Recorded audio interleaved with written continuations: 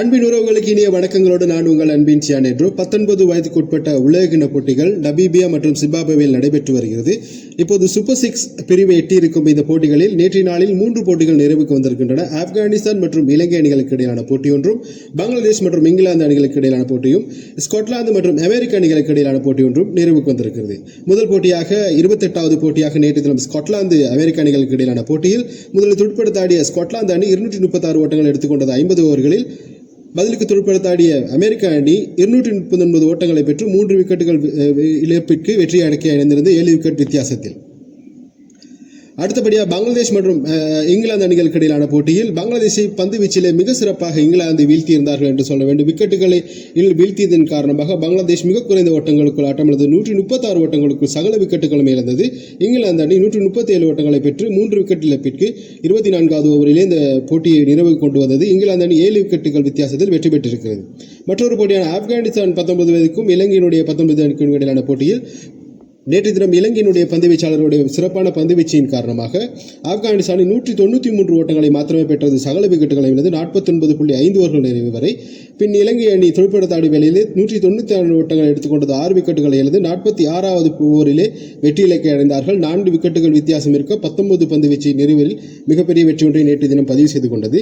இன்றைய தினம் இங்கிலாந்து மற்றும் இலங்கை அணிகளுக்கு இடையிலான 3வது இறுதியுமான ஒருநாள் போட்டி கொழும்பு பிரேமதாச மைதானத்தில் நடைபெற காத்திருக்கிறது. தொடரை தீர்மானிக்கும் இந்த போட்டியில் 2 அணிகளும் சமபலத்துடன் விளையாட காத்திருக்கிறார்கள். பார்ப்போம் இந்த போட்டியில் எந்த அணி வெற்றி பெற்று தொடரை கைப்பற்றும் என்று.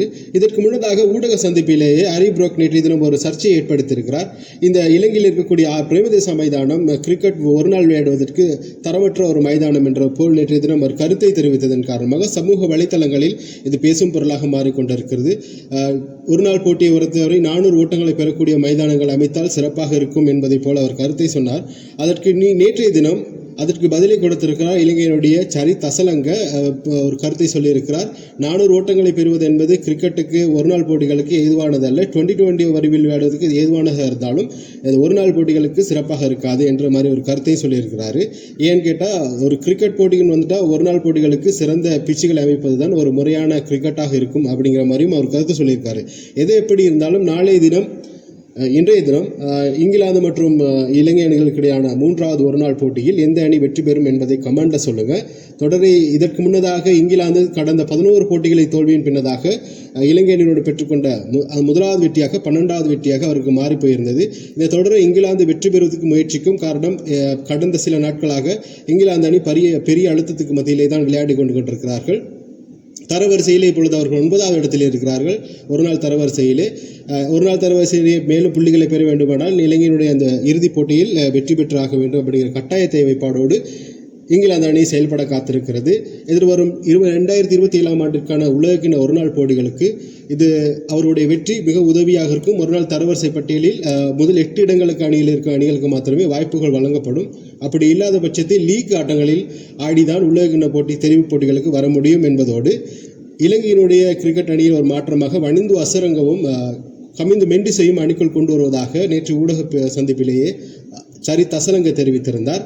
எது எப்படி இருந்தாலும் இந்த போட்டியினுடைய போட்டித்தன்மை சுவாரஸ்யமாக இருக்கும் என்பதில் மாற்று கருத்து கிடையாது. மற்றொரு போட்டியாக மேற்கிந்திய தீவுகள் மற்றும் தென்னாப்பிரிக்க அணிகள் மோதிக்கொள்ளும் 2020 போட்டிகள் நடைபெற இருக்கிற 4 போட்டிகளை கொண்ட 2020 தொடராக உலக வருவதற்கு இன்னும் சொற்ப காலங்கள் இருக்கின்ற நேரத்தில் 2 அணிகளும் பயிற்சி போட்டிகளாக இந்த போட்டிகளை எடுத்துக்கொள்ளும். இந்த முதலாவது போட்டியானது இந்திய நேரப்படி இரவு 11:30 மணி அளவில் நடைபெற காத்திருக்கிறது. என்னுடைய காணொலிகள் பிடிச்சிருந்தால் ஷேர் பண்ணுங்கள், லைக் பண்ணுங்கள், கமெண்ட் பண்ணுங்கள், சப்ஸ்கிரைப் பண்ணுங்கள். உங்களுக்காக புதிய ஒரு காணொலியில் உங்கள் அனைவரும் சந்திக்கும் வரை விடைபெறும் நான் உங்கள் அன்பின் ஷான் என்று.